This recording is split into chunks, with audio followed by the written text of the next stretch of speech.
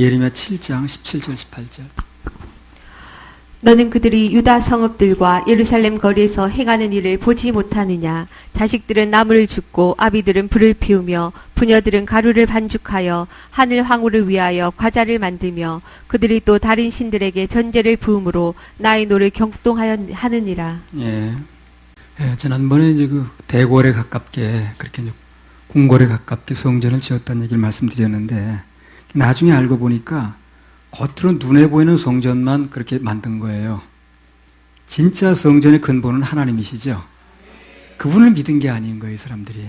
그게 문제인 거예요. 성전은 지어놨는데 그 안에 뭘 하긴 하는데 성전을 대신 하나님, 성전 대신 예수님을 믿는 게 아니었다는 거예요. 뭘 하고 있어요, 사람들이? 하늘의 황후 세미라미스에게 제사 드리고 있었어요. 이걸 오늘날로 재해석을 하면 어떻게 되는가? 겉만교회라, 겉만교회고 실제로 그 안에서는 하나님을 섬기는 게 아니라는 것입니다. 예수만 믿는 게 아니라는 거예요. 말만 교회입니다. 순전히 다른 영, 다른 복음, 다른 예수였다는 거예요. 어떻게 똑같은지 모르겠어요. 그 예레미야에서 나온 얘기가 똑같아야죠. 똑같이 해석하는 눈이 안 열려서 이걸 못하는 거예요. 이렇게 보면은 똑같아요. 겉만 그렇지 그때나 이때나 속에선 다른 일하는 거 똑같아요. 그 얘기나 회칠한 무덤, 겉은 멀쩡한데 속에는 다 썩은 뼈들이 있는 거 똑같은 겁니다. 속이 바뀌어야 돼, 속이. 자, 예레미야 7장 19절. 나 여호와가 말하노라. 그들이 나를 경독케 함이냐. 어찌 자기 얼굴에 수욕을 자취함이 아니냐. 그래서 결국 다른 예수를 따르고 다른 영을 따르고 다른 복음을 따른 것에 대한 그 수욕은 누구한테로? 자신에게로 돌아갑니다. 자신에게로. 누가 다른 사람이 받는 게 아니에요. 그러니까 정신을 차려야 돼요. 다른 사람이 받는 게 아니에요. 누가 가르쳐줬든 잘못 인도했든 거기다 탓할 수 없습니다. 내가 받는 거예요, 내가. 손해는 내가 보는 겁니다. 잘 판단해야 됩니다. 예레미야 7장 19절 20. 나 여호와가 말하노라. 그들이 나를 경독케 함이냐. 어찌 자기 얼굴에 수욕을 자취함이 아니냐. 7장 20절. 그러므로 주 여호와 내가 이같이 말하노라. 보라, 나의 진노와 분한을 이곳에 붓되 사람과 짐승과 들나무와 땅의 소산에 부으리니 불같이 살라지고 꺼지지 아니하리라 하시니라. 교회 안에서 오직 예수님만 찾지 않고 다른 것을 찾았던 사람들은 결국 하나님의 분노의 불, 꺼지지 않는 지옥불에 들어가게 된다는 겁니다. 그 얘기가 다 이렇게 써놓은 거예요, 지금요. 이게 그 얘기인지 보는 눈이 없어 문제인 거지. 자, 마태복음 22장 13절.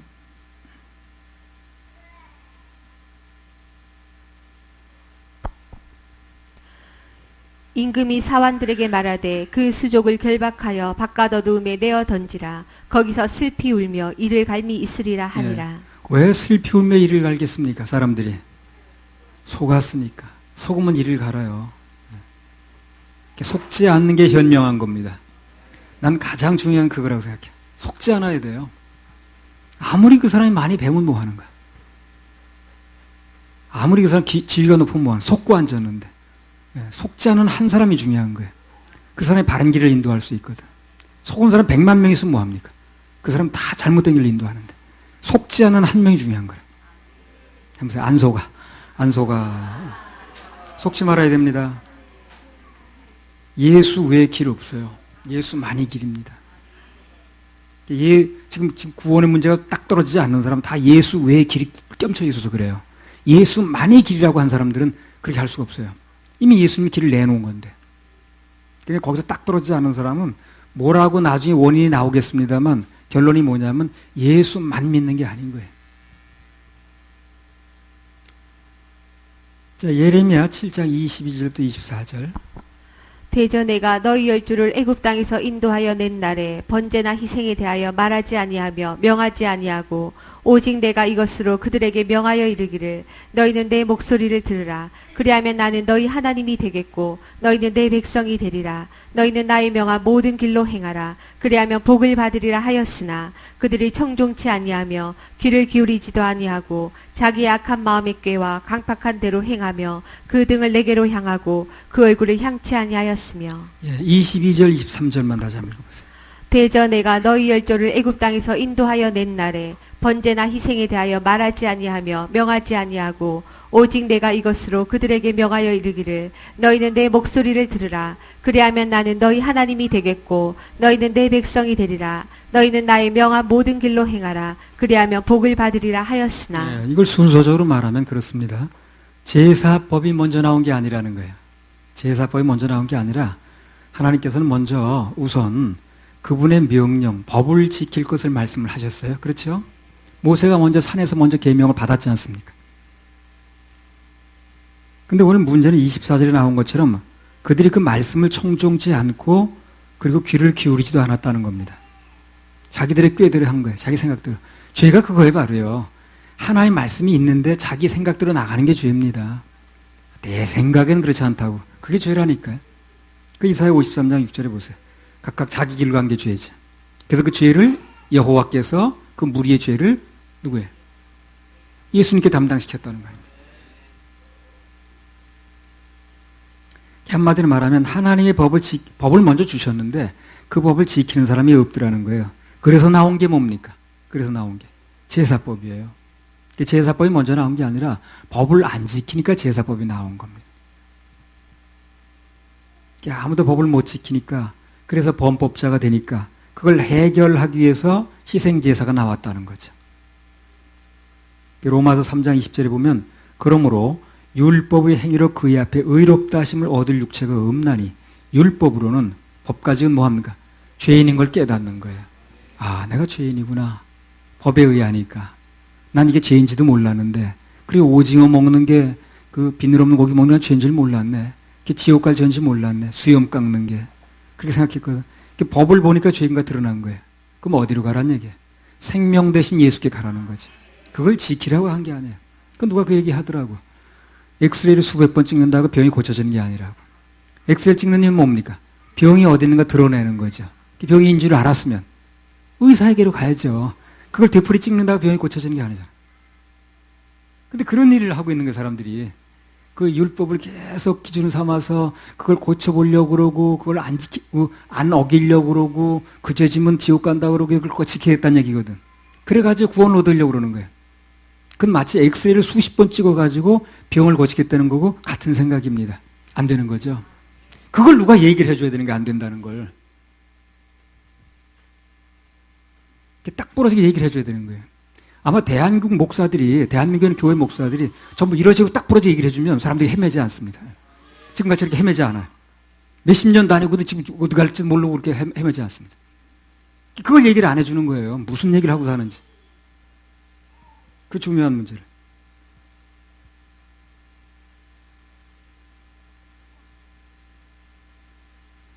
구원 받았죠? 지금 죽어도 천국 가시죠? 가긴 뭘 가? 가는 길을 알려줘야지. 그거 어제 누가 그랬잖아요. 누가? 권사하라고 그랬던가? 아, 죄가 그냥 있는데 어떻게 갑니까? 그랬다고 그러잖아요. 그러니까, 왜 그냥 가는데 왜 예수 믿으면 가는 건데 왜 이렇게 죄가 있다고 그래? 죄가 어떻게 없어진 걸 얘기를 해줘야지. 세상에 그런 답답한 일이 어딨나. 율법으로는 죄를 깨닫는 것입니다. 깨달았으면은 그것을 씻을 수 있는 생수 대신 예수님께로 나가라는 거거든요. 그걸 거울 보니까 얼굴에 뭐가 묻었어. 거울을 문지른다고 없어지는 게 아니라고. 근데 그런 일을 하고 있다는 거예요, 사람들이 지금. 많은 사람들이. 너무 많은 사람이 그런 일을 하니까 그게 맞는 줄 알았다, 그게. 율법에 저촉된 것을 알았으면 예수 그리스도가 이미 당신의 몸으로 십자가에서 이뤄놓으신 희생제사를 받아들이라는 것입니다. 그래서 법이 먼저 온 거예요. 그리고 법이 와서 죄를 깨달았으면 그 다음에 그 해결책으로 나온 게 희생제사라는 거거든. 같은 맥락에서 구약이 먼저 오고 새로운 약속인 신약이 나중에 온 것입니다. 그래서 계시가 완성되는 거예요. 구약에서 이제 죄를 드러내는 일을 하고 신약에서는 그걸 해결하는 거죠. 할렐루야, 우리 하나님께 박수 올려드려요. 너무 분명해. 성경을 보면 움직일 수 없는 사실이야. 이걸 잘못 푸니까 문제가 되는 거야. 성경 그대로 풀면 되는데. 껍데기 뭐가 껍데기? 예수 아니면 껍데기예요. 단 예수만 믿어야 됩니다. 예수도 믿고 20% 나도 믿고 그러면 안 되는 거예요. 거기서 문제가 되는 거예요. 다 그런 얘기더라고 보니까 80%가. 딱 떨어지질 않아 그러니까. 얘기가 딱 떨어지질 않아. 얘기를 안 하고 딱 떨어져야 되는데 얘기가 떨어지질 않는 거예요.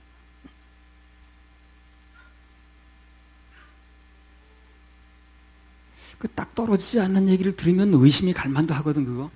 이거 내가 지금 계속 몇십 년 다녔는데 이게 딱 떨어지지 않는다 얘기가. 그럼 한 번 정도 회의를 가져볼 만한데 이게 중독이 되면 그게 안 되는 거예요. 그게 이제 판별을 못 하는 거예요. 예레미야 7장 25절에서 28절. 너희 열조가 애굽 땅에서 나온 날부터 오늘까지 내가 내 종 선지자들을 너희에게 보내었으되 부지런히 보내었으나 너희가 나를 청종치 아니하며 귀를 기울이지 아니하고 목을 굳게 하여 너희 열조보다 악을 더 행하였느니라. 내가 그들에게 이 모든 말을 할지라도 그들이 너를 청종치 아니할 것이요 내가 그들을 불러도 그들이 내게 대답지 아니하리니 너는 그들에게 말하기를 너희는 너희 하나님 여호와의 목소리를 청종치 아니하며 교훈을 받지 아니하는 국민이라. 진실이 없어져 너희 입에서 끊어졌다 할지니라. 출애굽기 19장 6절 한번 또 읽어보세요. 너희가 내게 대하여 제사장 나라가 되며 거룩한 백성이 되리라. 너는 이 말을 이스라엘 자손에게 구할지니라. 이게 원래는요 하나님께서 이스라엘 그 민족을 제사장 민족으로 삼았거든요. 그 제사장 민족이 뭘 하는 거냐면 자기가 제사장이다 하고 그 자랑하고 앉는 게 중요한 게 아니라 제사장이 뭘 하는 겁니까? 사람들의 죄를 하나님께 가져 나가서 사함받게 해주는 거죠. 그걸 해주길 원한 거예요 이스라엘한테. 전 세계에 복음 전하는 것을 이제 목적으로 한 겁니다. 그들만 선택해서 특별 관리하는 게 최종 목적이 아니라고. 근데 이 사람들 그걸 잘 모르는 거예요. 그래가지고 우리는 뭐 선택받은 민족이고 이방인은 뭐 개구 어쩌고 해가지고 그것만 주자고 앉았는 거예요. 나중에 어떻게 됐나 보세요. 사도행전 10장 28절. 촛대가 옮겨갔습니다. 이르되 유대인으로서 이방인을 교제하는 것과 가까이 하는 것이 위법인 줄은 너희도 알거니와 하나님께서 내게 지시하사 아무도 속되다 하거나 깨끗지 않다 하지 말라 하시기로. 네, 그러니까 이방인의 복음을 전하는 게 원래 주어진 목적인데 그래서 이스라엘 민족을 먼저 선택을 해서 그들로 하여금 전하게 만들려고 그런 거거든요. 근데 이 사람들은 아주 법으로 만들었어. 이방인하고 교제하면 안 되기로. 참 하나님 마음을 모르는 거야 이 사람들이. 그러니까 세상에 제일 답답한 게 마음 몰라주는 거잖아. 하나님 마음을 모르는 거예요. 자기를 왜 선택한 줄 모르는 거예요. 하나님 뜻과는 정반대의 법을 정한 겁니다. 근데 앞으로요, 이제 계시록 얘기를 언젠가는 하겠습니다만, 그 계시록에 보면요, 그 이스라엘 민족들이 언젠가는 한 번은 전 세계에 대한 복음 전하는 제사장 나라로 선택한 거거든요. 그걸 해요, 앞으로요.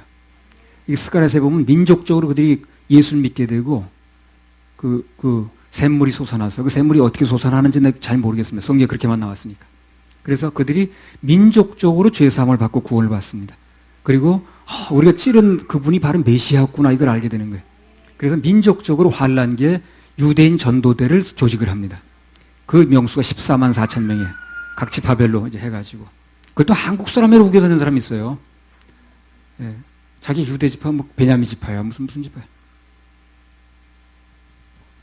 그때 한국 사람이든 이방인은 정말 구원받은 사람 들림 받았고 유대인들이 남아서 전도대를 조직하는 거예요. 그 일은 유대인밖에 못해요. 언젠가 한 번은 그 일을 해냅니다. 유대인들이. 하나님이 선택한 건 잘못한 건 아니에요. 근데 지금 진작부터 했어야 되는 건데 그들이 이걸 안 한 거거든요. 정반대 이제 일을 한 거예요. 사도행전 11장 18절. 그래서 고난을 겪은 겁니다. 그 사람들이. 저희가 이 말을 듣고 잠잠하여 하나님께 영광을 돌려 가로되 그러면 하나님께서 이방인에게도 생명 얻는 회개를 주셨도다 하니라. 예. 그래서 이방인들에게도 생명 얻는 회개를 주셔서 하나님께서 그들로 하여금 복음을 듣고 하나님께 나와서 구원받을 수 있도록 길을 여는 겁니다. 유대인들이 안 하니까. 사도행전 13장 46절. 바울과 바나바가 담대히 말하여 가로되 하나님의 말씀을 마땅히 먼저 너희에게 전할 것이로되 너희가 버리고 영생 얻음에 합당치 않은 자로 자처하기로 우리가 이방인에게로 향하노라. 예. 그래서 이제 그것을 알아듣는 사람이 몇 명 나온 거예요. 바울과 바나바 같은 사람 특별히 선택이 돼가지고 이제 이방인에게 먼저 전해야 되는데 너희가 안 하니까 내가 그들에게로 간다. 그래서 하나님께서 바울이라는 사도, 바울 사도를 선택해서 이방인에게 복음을 전하는 그릇으로 삼았습니다. 이런 그릇으로 선택되면 감사하죠. 이런 그릇 선택되면 감사해요. 뜻 있는 일입니다.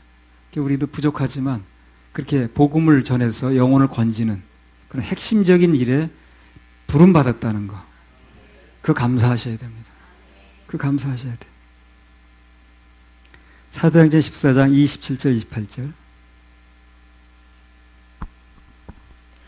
이르러 교회를 모아 하나님이 함께 행하신 모든 일과 이방인들에게 믿음의 문을 여신 것을 고하고 제자들과 함께 오래 있으니라. 그래서 그들이 계속해서 이스라엘 민족들에게 나오니까 하나님께서 바울 사도를 통해서 바울 사도라는 그릇을 선택해서 이방인들의 복음의 문을 여셨습니다. 왜 바울 사도를 선택했느냐면요, 여러 가지 이유가 있겠습니다만 이 사람은 그 당시에 전 세계를 돌아다니는 복음을 전하려면요, 다니는 걸 겁을 내지 말아야 되는 사람이에요. 근데 바울 사도는 어떻습니까? 비록 핍박하러 다니긴 했지만 이웃 나라까지 원정 다니면서 핍박을 했죠. 다니는데 스트레스를 안 받는 사람이 이 사람은요. 그러니까 바울 사도 선택한 거예요. 많이 배웠고 그래서 로마서를 기록할 수 있었던 거예요. 바울 사도가 가르치고 있던 그 학문을 그냥 사장시킨 건 아니에요. 구원받으니까 다 하나님께 쓰셨습니다. 그래서 이 바울 사도는 외국 돌아다니는 걸 별로 스트레스를 안 받는다고. 막 사람 잡으러 그냥 막 시리아니 뭐고 외국까지 갔잖아요. 이 사람 방향만 딱 바꿔주니까 이 사람이 복음 전하는 데 쓰임 받는 거예요. 그래서 딱 맞는 그릇을 선택을 하신 겁니다.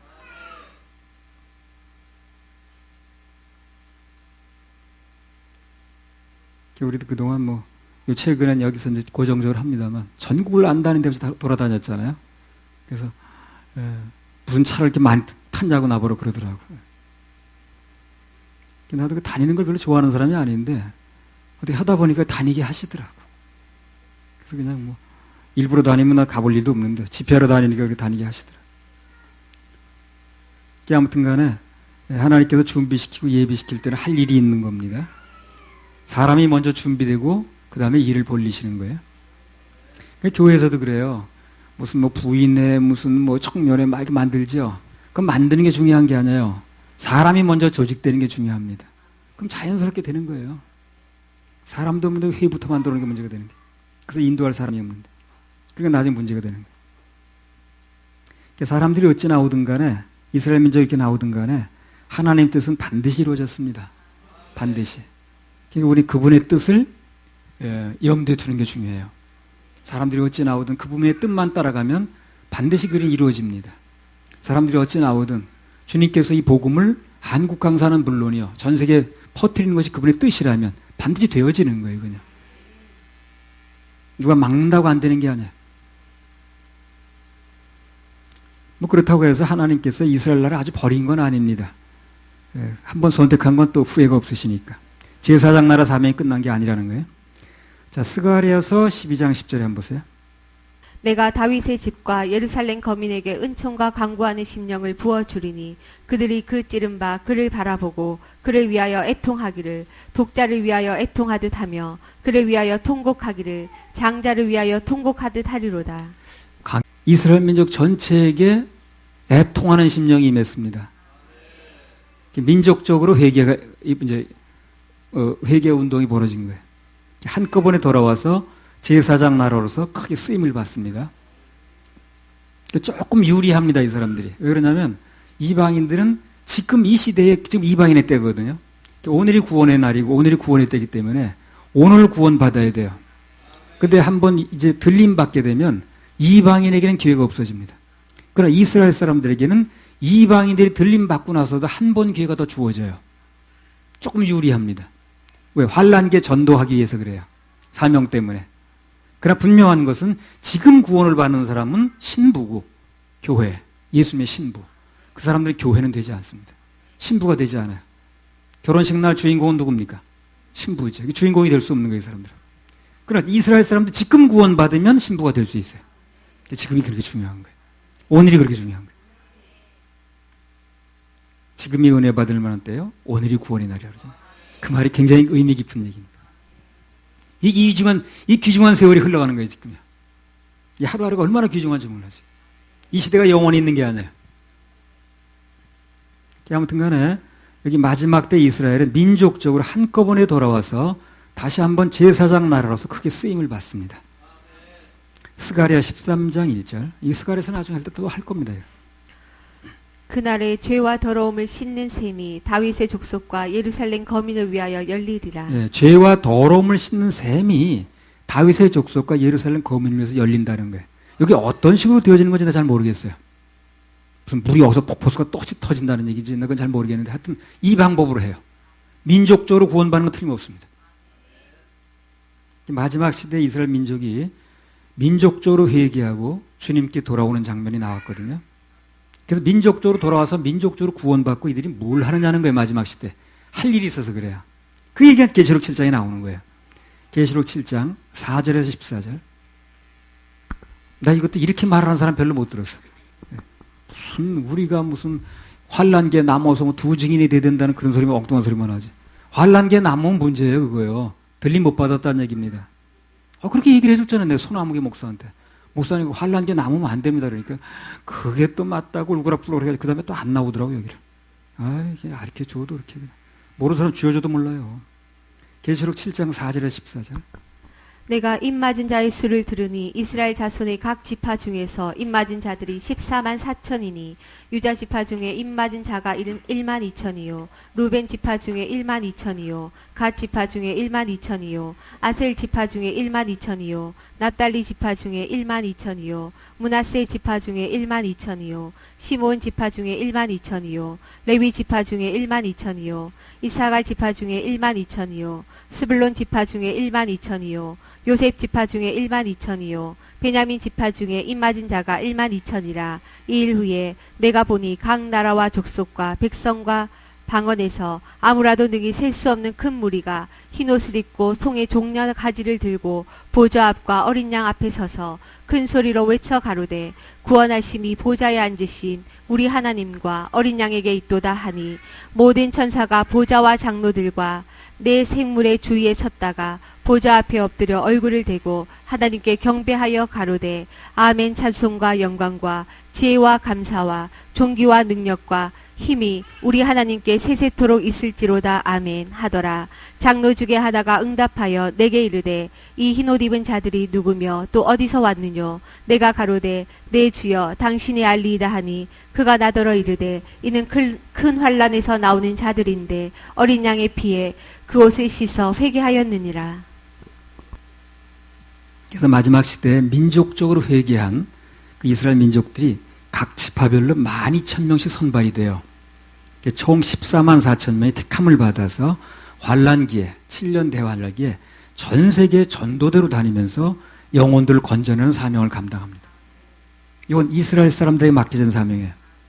이방인들이 그때 들어가지 않습니다. 한국 사람은 뭡니까? 이방인입니다. 근데 어떤 사람들은 한국 사람도 이스라엘 민족이 착각을 해가지고 자기가 거기 들어간대. 여호와 증인도 그렇게 믿더라고. 14만 4천에 들어가야 된대. 이거. 그 사람도 전도하는 거 보세요. 그렇게 열심히 안 합니다.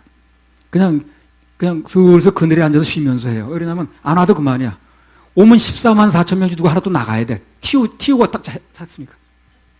그 사람도 그냥 믿으라고 그래. 문 쾅쾅 닫고 그래. 성질도 안 내, 그 사람이요. 뭐 열심히 할 필요도 없는 거야. 상급으로 하는 것 뿐이지. 그 사람들은 꼭 와도 그만 안 와도 그만이야.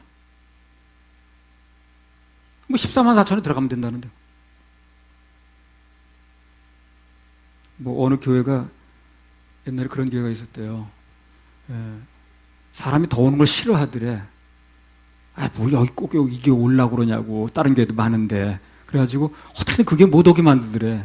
한 사람이 오면 아이고 저기도 교회 많은데 뭘 여기까지 오시냐고. 이상한 교회도 다 있다. 왜 그러냐 했더니 그 교회 묘지가 있는데 딱 60개인가 된대요. 그 묘지 그 넓기가. 60명이 넘게 되면 묘지가 모자라는 거예요.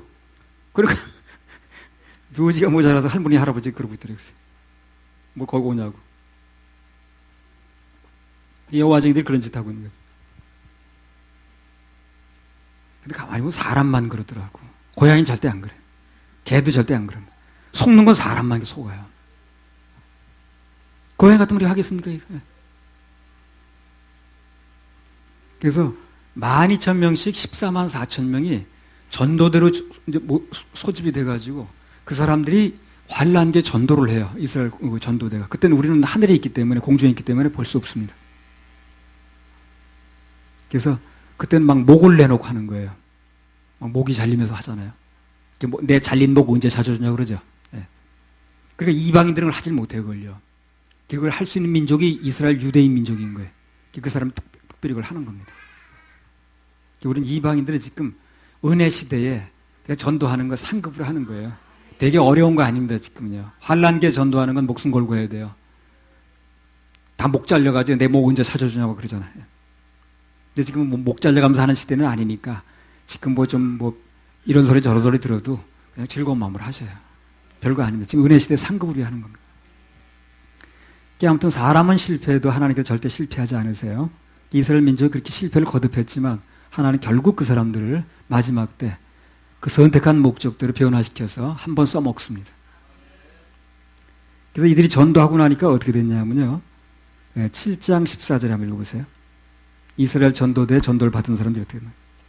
내가 가로되 내 주여 당신이 알리이다 하니 그가 나더러 이르되 이는 큰 환란에서 나오는 자들인데 어린 양의 피에 그 옷을 씻어 희게 하였느니라. 이 성경에 보면 이방인이 주인공이 아니에요.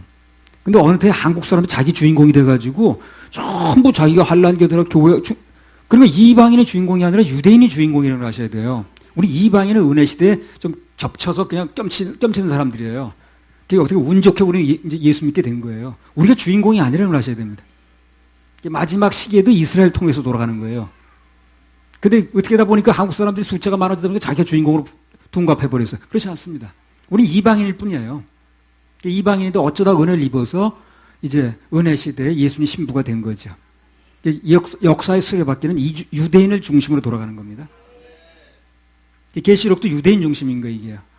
교회와 이스라엘을 구별할 줄 알아야 돼요. 여기 나오는 성도는 유대인 성도를 얘기를 하는 거예요. 교회를 얘기를 하는 게 아닙니다. 이 환란계는 교회에 속한 사람 한 명도 남아있지 않습니다. 남아있으면 구원받지 못한 사람이에요. 그런 걸 또 666표를 안 봐야 된다고 환란계에 교회 목사들이 무슨 그걸 또 그냥 그 CD를 구워가지고 돌리고 그러더라고. 참, 아유. 몰라도 그렇게 모르냐. 교회는 한 명도 남지 않아요, 환란계예요. 신부는요. 다 유대인들이 남아서 그 전도한 성도들이 있는 거예요. 믿음의 성도니까. 근데 그때는 엄청난 환란을 겪죠. 목이 막 달아나. 신부를 그런 데 넣지 않습니다. 지금 구원받으라는 게 그래서 은혜 시대.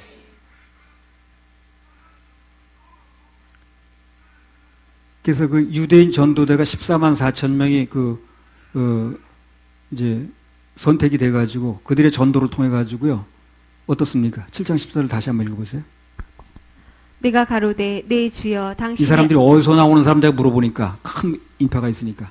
그러니까 내가 가로되 내 주여 당신이 알리이다 하니 그가 나더러 이르되 이는 큰 환란에서 나오는 자들인데 이 큰 환란이 뭡니까? 7년 대환란을 얘기를 하는 거예요. 거기서 나오는 사람들이 하는 거예요. 근데 어린 양의 피에 그 옷을 씻어 희게 하였느니라. 네, 그래서 이스라엘 전도대에 의해서 전도된 사람들이 큰 환란에서 나왔다는 거예요. 그 환란이 7년 대환란을 얘기를 하는 거예요. 그래서 유대인 전도대가 7년 대환란 동안 큰 활동을 합니다. 그러니까 이방인들이 못하는 일을 하는 거예요. 이 유대인들의 열심을 따라가지 못해요, 이방인들이요. 우린 거기 따라가지 못합니다. 그 마지막 시대 그 사람 한번 쓰는 거예요. 그 사람의 열심, 그 사람들의 노력, 그 사람들의 전통, 그 몇천 년 동안 전통 이어보는 곳에. 그 사람 따라하지 못해요, 유대인들도. 이방인들은 은혜 시대에 태어나서 정말 은혜로 구원받은 거예요. 무슨 자기가 무슨 그 14만 사전에 들어간다고 자기가 뭐 베냐민 지파야 무슨 유다 지파야. 아무튼 그래서 나중에 이스라엘 사람들이 진정한 자기들의 사명이 뭐였는가를 깨닫는 날이 와요. 그래서 그걸 알게 되니까 7년 대환란기 물불 안 가리고 전 세계로 뛰는 거예요, 이 사람들이.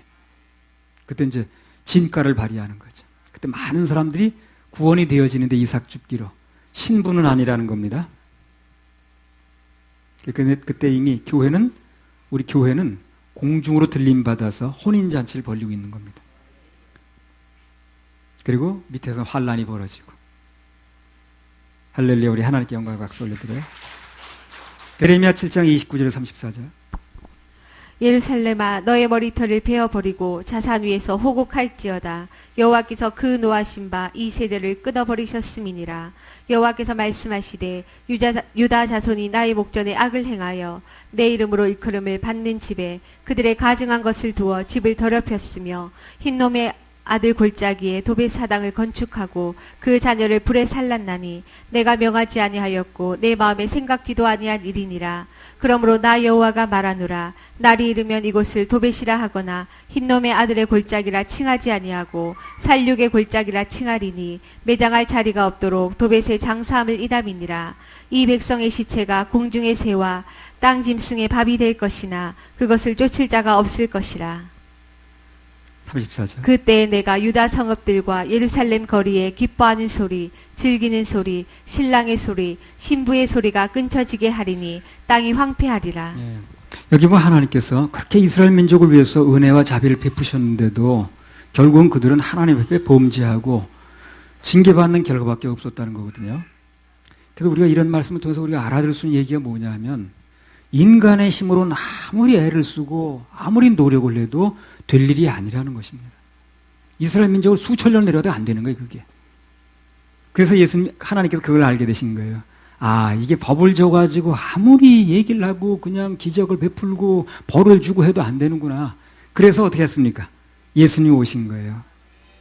덮으신 겁니다. 안 되면 덮는 수밖에 없어요. 그잖아요. 안 되면 덮는 수밖에 없어요. 그렇게 파헤쳐도 안 되면 덮어야지 어떻게 하겠어요. 인간 자체가 덮는 거예요. 그래서 어머니 뱃속에 덮여 있다가 태어나면 포대기로 덮었다가 살다가 이불로 덮었다가 죽으면 뭐 흙으로 덮나? 다 덮는 거예요. 덮으면 제일 깨끗합니다. 그 덮는 방법을 쓰는 거예요. 예수님 보혈로 덮는 겁니다. 예수님 보혈로 안 덮일 죄가 없어요. 또 이게 무슨 뭐 자살죄는 생명에 관한 죄라 그것도 안 된다네. 그럼 모든 죄가 아니지 그러면. 예수님이 덮은 죄가 모든 죄가 아니지. 그러면 그 죄는 빼놓고 얘기를 해야지. 모든 죄가 아니잖아요. 모든 죄가 뭡니까? 다 덮었다는 얘기죠. 예수로 떨어지지 않는 거예요. 또 묘한 건 하나 들고 나와가지고. 그래서 예수님이 해놓으신 그 십자가 보혈의 공로를 희석시키는 거예요. 물 타는 거예요. 그럼 묘한 거 하나 들고 나와가지고. 모든 죄는 예수님이 다 덮으셨습니다. 이건 행동을 얘기를 하는 게 아니에요. 마음의 죄를. 자살도 마음의 문제거든. 살인도 마음의 문제고 간음도 마음의 문제고.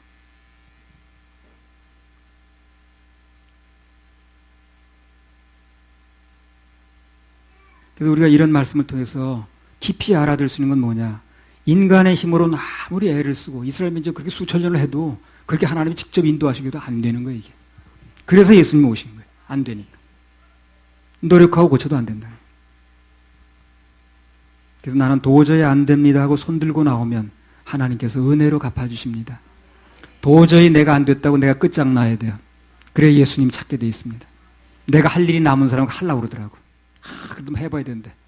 그거 다 해봐야 돼. 고생 해봐야 돼. 그래서 결국은 내가 안 된다는 게 느껴져야, 믿어져야 주님께 나오는 겁니다. 단 그 기간이 빠를수록 좋다는 거예요. 늦을수록 시간만 끄는 거예요. 세월 갑니다. 남은 세월이 중요하거든. 결국 이사야처럼 화로다 나여 망하게 되었도다. 바울 사도처럼 오호라 나는 곤고한 사람이로다. 누가 이 사망의 몸에서 날 건져내랴. 다 자긴 끝장났다는 얘기죠. 그러니까 예수님만 믿는 믿음이 오는 거예요. 그래서 이렇게 보면 뭘 자기 할 게 남았더라고.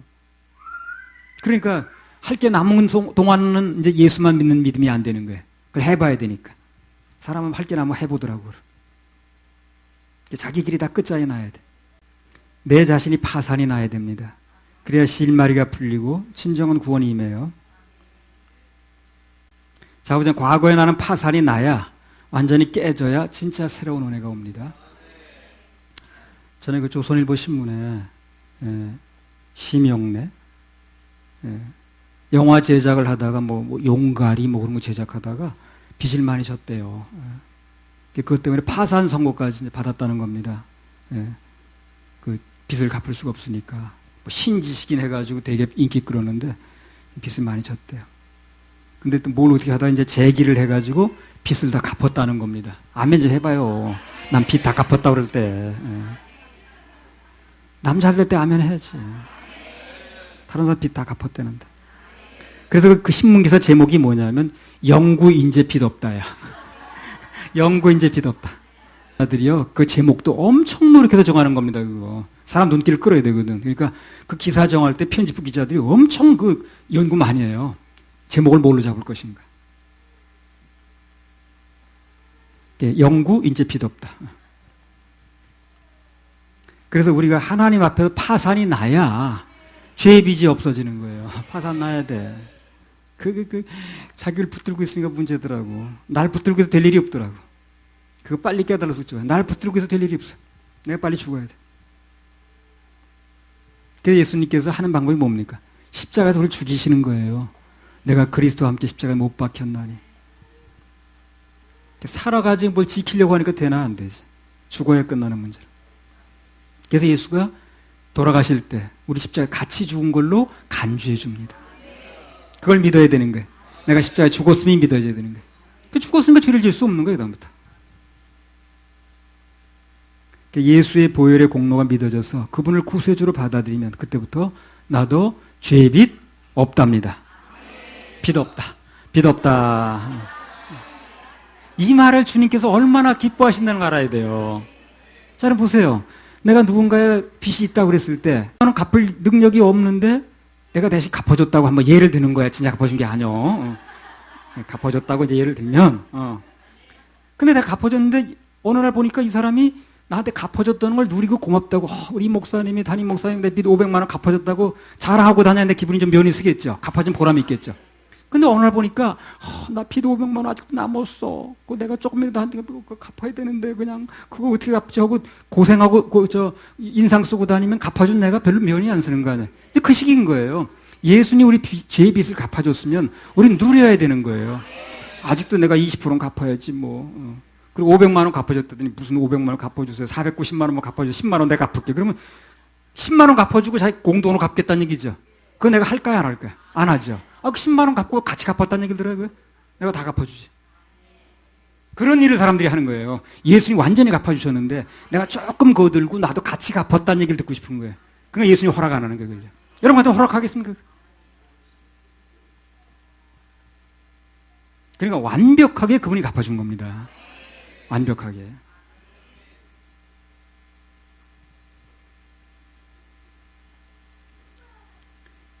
예수님의 보혈로 빚이 다 갚아졌다는 거, 죄의 빚이. 그걸 자랑해야 됩니다. 근데 그게 확실치가 않은 거 자랑을 못 하는 거예요. 십자가 자랑을 해야 되는데. 바울 사도는 그게 분명하니까 십자가 자랑만 한다는 거 아니에요. 근데 분명치 않으니까 십자가 자랑을 못하고 어디 가서 자랑한다 그러면 맨 무슨 뭐 은혜 받았다, 무슨 뭐 은사 받았다는 얘기, 무슨 기도해가지고 응답 받았다는 얘기, 뭐 우리 사위가 무슨 뭐 판사 사위 얻었다는 얘기, 그런 얘기만 자랑만 하는 거예요. 십자가 자랑이 안 나오고. 무슨 무슨 아프리카 갔더니 무슨 죽었던 사람이 살았다는 등 무슨 보청기를 빼게 됐다는 이런 얘기만 하고 앉았는 거예요. 죽었던 영혼이 죄 사함 받고 살았다는 얘기 나와야 되거든. 그런 얘기는 안 나오고 뭐 그런 얘기 아니 그때 신문에 봤잖아요. 그냥 뭐 관절염에 치료됐다는 등 치료된 나쁠 게 뭐 있겠습니까? 그게 궁극적인 목적이 돼서는 안 된다는 거예요. 그건 정형외과밖에 안 되는 거예요. 교회가 좀 잘 고치는 정형외과밖에 안 되는 거예요. 교회는 근본적인 목적이 되는 게 아닙니다. 어저께 뭐 연탄교회? 연탄 실현하는 게 교회의 목적입니까? 그렇지 않아요. 그거 실어 날라가지고 영혼 얻어가지고 무슨 연결되는 그런 목적이 되려면 모르겠습니다만 교회 자체가 연탄교회가 되면 안 되지.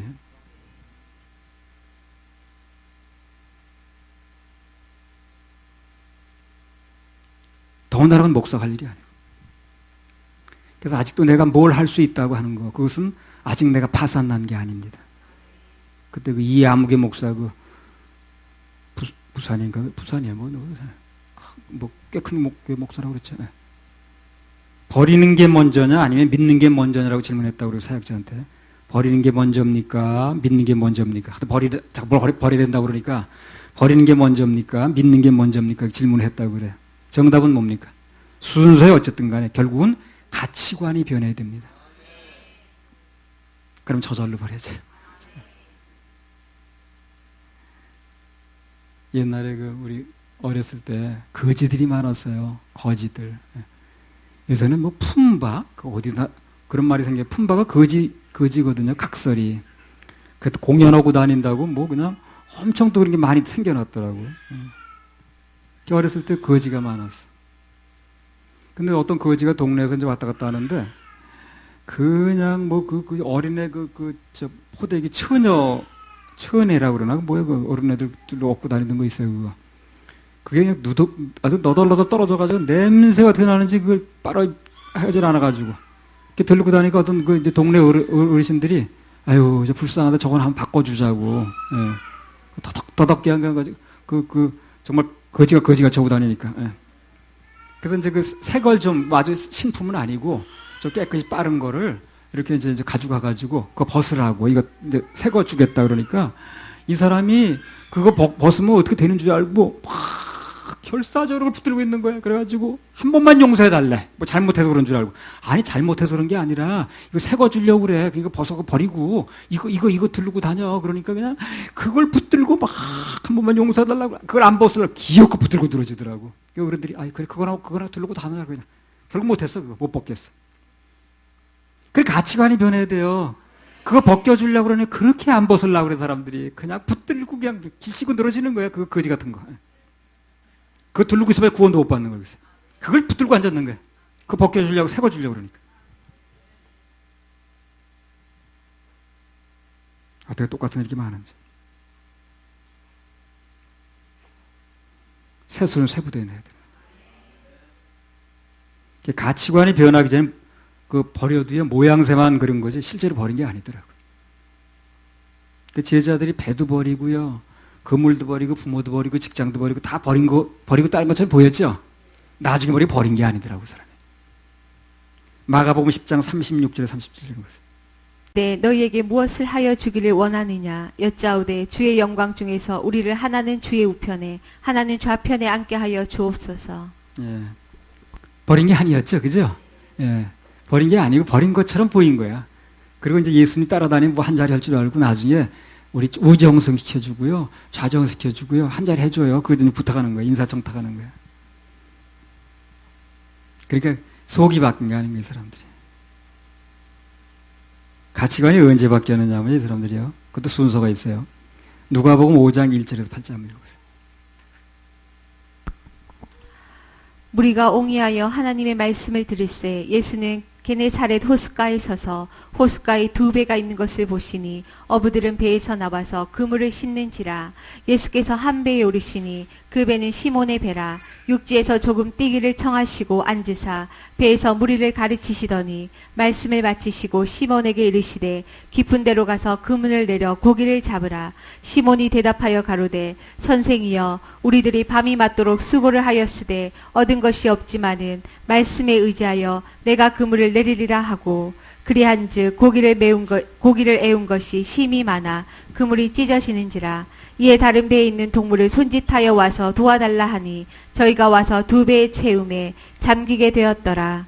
시몬 베드로가 이를 보고 예수의 무릎 아래 엎드려 가로되 주여 나를 떠나소서 나는 죄인이로소이다 하니. 예, 그 내 눈에 보이는 뭐 고기 환경이죠. 예, 많이 잡아야 먹고 사는 거 아니겠어요? 그런 물질보다 더 나은 예수가 발견된 거예요, 지금요. 1차로 바뀝니다, 일단. 이 세상에 눈에 보이는 것보다 더 귀중한 예수라는 분이 있다는 게 보여지게 되면 1차로 가치관이 바뀌어요. 그게 바뀌었기 때문에 예수를 따른 거예요, 이 사람들이. 근데 그것만 가지고 부족합니다. 결정적인 변화가 한 번 더 와야 돼요. 자, 요한복음 21장 18절 19절.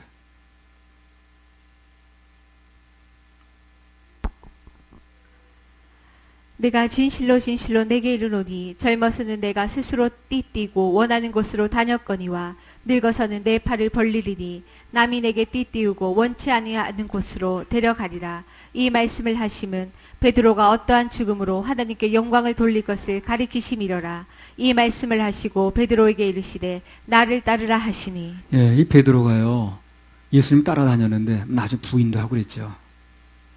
모른다고 그러고 막 저주했다는 걸 봐가지고 뭐 욕을 했는지 어떻게 했는지 모르겠네. 결정적인 변화는요 그들이 디베라 바닷가에서 부활하신 예수님 만나는 겁니다. 그것도 근본적으로 바뀌는 거예요. 누구나 근본적으로 바뀌려면요 부활하신 예수님 만나야 됩니다. 부활하신 예수님 언제 만납니까? 죄 사함 받고 구원받으면 부활하신 예수님 만나게 됩니다. 그분이 내 안에 들어오시는 거예요. 그때 진정한 변화가 와요. 한마디로 말하면 누가복음 5장에서는 물질적인 가치관이 해결됐고 부활한 예수님 만났을 때 근본적으로 바뀌는 겁니다. 그게 그 뒤로는 전혀 변하지 않았어요. 부활하신 예수님 만나면 그 뒤로 바뀌지 않습니다. 계속 갑니다. 한마디로 말하면 예수 그리스도의 죽음과 부활이 믿어지면 부활하신 예수님 만나는 거 아니겠어요?